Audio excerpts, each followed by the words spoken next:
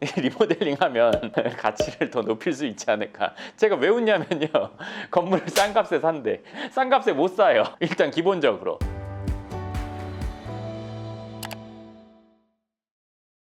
네, 반갑습니다. 황 소장입니다. 오늘은 지난 시간에 이어서 있는 건물 그대로 살 때에 대해서 이야기를 했잖아요. 오늘은 이제 건물을 사면서 리모델링 할 건물을 살 때 주의해야 될 점, 생각해야 될 거, 요거에 대해서 얘기를 해볼게요. 근데 이게 참 이 얘기를 하려고 하다가 어젯밤에 생각을 하다 보니까 이런 생각이 났어요.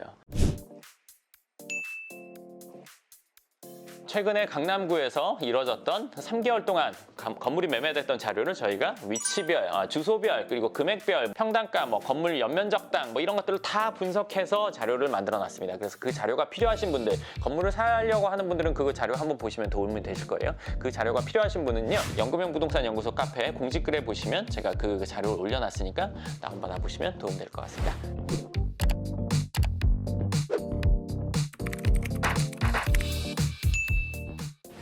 자, 누군가가 일을 해서 아니 무슨 투자를 통해서 돈을 벌었어요. 이 돈을 가지고 건물을 사려고 해요. 자, 그러면 돈이 생기면 더 돈을 만드는 과정인 거잖아요. 돈을 불리는 과정이잖아요. 그럼 나는 돈을 벌었으니까 이 다음 단계는 내가 어느 정도의 실력이 있는 상태에서 돈을 번 거니까 요것도 내가 실력이 있다, 이렇게 생각할 수 있거든요. 근데 이거는 완전 오산이에요, 사실은. 건물을 사는 영역 자체는 나는 초보라고 인식을 해야 되는데, 내가 돈이 있으니까 돈으로 적절한 거 마트 가서 물건 사듯이 라고 생각하는 경우가 많단 말이에요. 그렇게 인식하는 분들이 많아요. 제가 많이 만나보니까 그렇더라고요. 예를 들어서 돈을 30억을 본인이 사업으로 벌었어요. 주식 투자하면 60억으로 되겠다, 이렇게 생각하는 사람 거의 없죠. 그쵸? 그거나 똑같은데 부동산은 왠지 조금 편하게 이렇게 생각한, 건물을 사는 거에 대해서 부담감도 있다고 얘기를 했었지만 이전 다른 영상들에서 부담감이 있는 반면 만만하게 본다는 거죠. 전혀 다른데. 자, 그럼 이제 리모델링에 대한 얘기를 해볼게요. 리모델링 얘기하면서 이 얘기를 한 이유가 있어요. 뭐냐? 있는 건물은 그대로 샀을 때는 저 사람 남겨먹을 거 다 남겨먹는 거니까 내가 뭔가를 하면 더 남겠지 라고 생각을 한단 말이에요. 그래서 그러면 나는 건물이 좀 허름하고 이렇더라도 좀 싼 값에 사서 리모델링 하면 가치를 더 높일 수 있지 않을까. 제가 왜 웃냐면요, 건물을 싼 값에 산대. 이런 표현하는 분들이 많단 말이에요. 싼 값에 못 사요, 일단 기본적으로. 이 건물이 리모델링 할 건물이라면 리모델링 할 수밖에 없는 여건, 리모델링이 신축보다 더 유리할 수밖에 없는 상황인 건물들이란 말이에요. 그럼 그걸 리모델링 한다는 거는, 나는 지금까지 건물도 안 사봤어요, 리모델링도 안 해봤어요. 둘 다 안 해본 영역이에요. 근데 리모델링 하면은 좀 더 남겠는데, 이익을 더 크게 만들 수 있을 것 같은데 라는 생각에서 시작을 한단 말이에요. 저는 초보인 분들, 건물을 안 사본 분들이 리모델링부터 고려를 한다, 내지는 신축부터 고려한다, 이거는 시간이 좀 있고 그거에 관련된 지인들이 있거나 본인이 그 관련된 일을 하고 있거나 그거에 관련된 어느 정도의 도와줄 사람이 있거나 한다면 해볼 수 있어요. 근데 그게 없어요. 이거는 못하는 경우가 태반인 거고, 한다고 하더라도 너무너무 괴롭겠죠. 막 머리를 쥐어 뜯으면서. 네, 그래서 건물 지을 때 10년 늙는다는 얘기를 하는 거예요, 안 해본 상태에서 하면. 자, 그럼 리모델링 얘기로 다시 돌아갈게요. 어떤 건물을 사려고 할 때 부동산을 통해서 막 건물들을 봐요. 여러 가지 추천을 받는단 말이에요. 그냥 하나만 추천받는 게 아니란 말이에요. 근데 이 리모델링이라는 거를 얘기를 들으면 신축하는 것보다는 좀 가볍고, 마음이 그냥 갖고 갈 것보다는 조금 더 많이 남을 것 같고, 이런 마음이 든단 말이에요. 그러니까 양쪽의 이득과 편리함을 같이 얻을 수 있는 느낌으로 얘기를 하는데, 이 건물을 리모델링 하기 좋다고 소개해주는 그 부동산 중개인도 리모델링을 안 해본 경우가 대부분이에요. 왜냐하면 중개인 중에 본인 건물 갖고 있는 경우가 드물거든요. 극히 드물거든요. 그리고 그 분이 실제로 전체적으로 뭔가 도움을 줬다거나 하는 일도 극히 드물어요. 왜? 중개는 중개를 하면서 중개료를 받으면 끝이지 거기에 관여해서 이렇게 적극적으로 해주는 경우는 거의 없단 말이에요. 이 분도 그걸 잘 몰라요. 자, 근데 리모델링에 대해서 얘기를 한다면, 리모델링 하면 비용이 얼마 들어요? 이렇게 물어보시면 제가 말하기 힘든 게, 밥값 얼마예요? 예를 들어서 편의점에서 몇천 원을 먹을 수도 있고 몇만 원을 먹을 수도 있고 몇십만 원짜리 먹을 수도 있잖아요. 그렇기 때문에 리모델링 얼마라고 말할 수가 없어요. 근데 이제 제가 예를 들어서 얘기를 해볼게요. 60평짜리 2종 주거지고 2종 주거지는 건폐율이 60%, 36평에 60%니까 36평의 건물이 올라갔단 말이에요. 근데 지금 법이고 이제 과거에 지은 지 오래된 것 같은 경우는 주차장 없이 꽉 채워서 거의 지은 건물들이 있단 말이에요. 2층짜리예요. 그럼 여기는 용적률이 남아 있을 수 있단 말이에요. 그러면 이걸 증축하느냐, 있는 상태에서 내외부만 하느냐에 따라 차이가 나요. 증축하려면 이거는 돈이 많이 들어간단 말이에요. 없는 걸 세우는 거니까. 리모델링 하면서 증축까지 되니까 비용이 꽤 들어간단 말이에요. 그리고 리모델링도 잘못하면 신축 비용의 거의 80%까지 들어가는 경우도 있어요. 자, 외벽을 하려고 해요. 외벽도 그냥 페인트 칠을 할 수도 있고, 겉에 철골로 뭔가 두를 수만도 있고, 아니면 뜯어서 다시 할 수도 있고, 대리석 바를 수도 있고, 철판 붙일 수도 있고, 다양하단 말이에요. 그리고 내부도, 내부 중에 중요한 게 이제 엘리베이터를 넣느냐, 화장실을 새로 하느냐, 아니면 샤시까지 하느냐, 내부 올 전체를 하느냐, 이거에 따라 아주 천차만별이란 말이에요. 근데 그냥 얼마가 들 것이다 예상해서 할 수가 없어요. 이거는 신축도 마찬가지지만 리모델링도 반드시 리모델링 하는 업체와의 미팅이 사전에 있어줘야 돼요. 어느 정도 비용을 어바웃으로 해놓고 나서 그 건물을 사야지, 모르는 상태에서 사서 그때부터 뜯어 고치려고 하면 안 돼요. 그리고 신축도 물론 마찬가지인데 리모델링은 하다 보면 무조건 비용이 더 들어가요. 왜?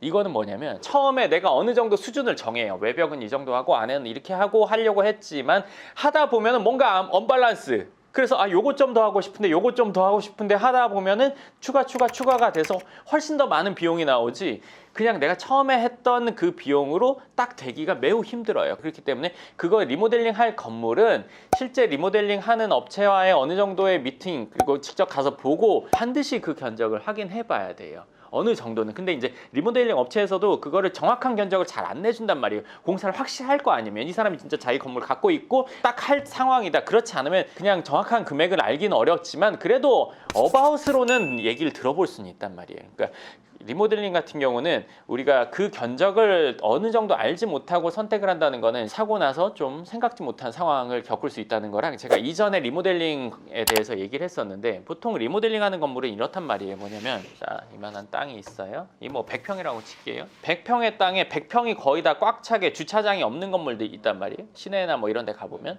번화한 데 가보면 여기 주차장이 없어요. 그냥 막 다 1층 쫙 돼 있고 2층, 3층까지 있어요. 이런 건물이 고층인 경우는 없고, 이게 진지 오래됐다는 거죠. 과거에 우리나라에 차가 많지 않을 때 그때 당시에 주택법, 주차장법에 의해서 지어진 거니까 그런 건물인데, 이 건물은 신축을 하면 1층이 반으로 줄어요.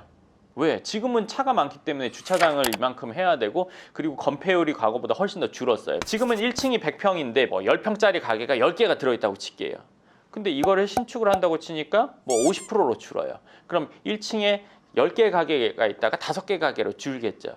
그렇죠? 그러면 이 번화가에 있는 건물들에서 가장 높은 월세를 차지하고 있는 건 1층이란 말이에요. 근데 1층이 반으로 줄어요. 한 가게당 100만 원 월세 받았다고 칠게요, 그냥. 그러면 1000만 원 받다가 500이 돼요. 그러면 이제 위로 올렸단 말이에요. 올리고 보니까 위에서 500 받을 수 있어요. 이거 좀 약간은 극단적인 예예요. 그러면 새로 지었더니 월세 1000 됐네? 원래 1000 받고 있었는데. 그러면 이걸 질 이유가 없죠. 건축비만 드리고 월세는 그대로예요. 그럼 이거는 이런 건물을 리모델링 하는 거예요. 새로 지어봤자 그 쓴 돈의 효용 가치가 별로 없기 때문에 리모델링을 해놓으면 1층에 원래 100만 원씩 받다가 110만 원씩 받을 수 있다, 이런 건물 리모델링 하는 거죠. 그러니까 요게 리모델링만 해야 되는 건물인지, 아니면 이 건물이 한 20년 됐는데 내가 당장 건축비가 없으니까, 건축비가 부담이 되니까 향후에 신축할 수 있지만 리모델링부터 해서 한 5년 10년 내가 돈이 좀 모일 때까지 기다렸다가 신축해야 되는 건물인지, 이 두 개를 나눠서 봐야 돼요. 사실 이 부분이 제일 중요해요. 리모델링만 되는 건물인지, 아니면 신축을 해서도 충분히 그 효용 가치를 얻을 수 있는 건물인지. 당연히 이 건물의 가치가 훨씬 더 가격이 높아요. 그러니까 리모델링 할 때 리모델링만 되는지, 아니면 향후에 우리가 어떤 행위를 할 수가 있는지, 이걸 보고 판단을 해야 되는 거지, 그냥 리모델링 하면 내가 좀 더 득을 보겠다, 여기까지만 생각하고 사시는 거는 다시 한번 생각해 보시면 좋을 것 같습니다. 질문 있습니까? 리모델링 할 때 설계를 한번 계속 해봐야 된다는 거죠? 그거는요, 간단히 확인할 수 있는 방법이 있습니다. 우리 건축물 대장 때 보면 이 건물이 지금 건폐율과 용적률이 나와요. 근데 그 해당 땅이 2종인지 3종인지 상업지인지 뭔지, 그거는 뭐 네이버 지도만 검색해도 알 수 있거든요. 그럼 요 숫자랑 요 숫자랑 비교를 하는 거예요. 여기 용적률이랑 여기 용적률이랑 비교했는데 남아있다, 그럼 증축할 수 있는 거예요. 여기 용적률이 뭐 예를 들어서 150%예요. 근데 이 땅의 용적률을 보니까 200%예요. 그럼 50%가 남았죠. 이거 증축할 수 있다는 얘기예요. 이 땅의 50%만큼. 그럼 내가 저거를 증축을 할지 향후에 신축을 할지는 건물의 상태를 봐야겠죠. 이게 아주 오래됐어요. 그럼 내가 사가지고 몇 년 그대로 갖고 있다가 나 이거 신축을 하겠다. 아니면 이게 한 15년 됐다. 뭐 한 20년 안쪽이다. 근데 건물 상태가 괜찮다. 그러면 리모델링해서 갖고 있다가 향후에 신축 비용이 생기면 그때 가서 신축하겠다. 이렇게 생각해 볼 수가 있습니다. 상담 신청은 연구명 부동산 연구소를 네이버에서 검색하시면 됩니다. 네, 오늘은 리모델링에 대한 얘기를 해봤는데요. 다음 시간에는 제가 신축할 때 어떤 것들을 봐야 되는지에 대해서 이어서 이야기를 해드리도록 하겠습니다. 그럼 오늘 영상 여기까지 하겠습니다. 감사합니다.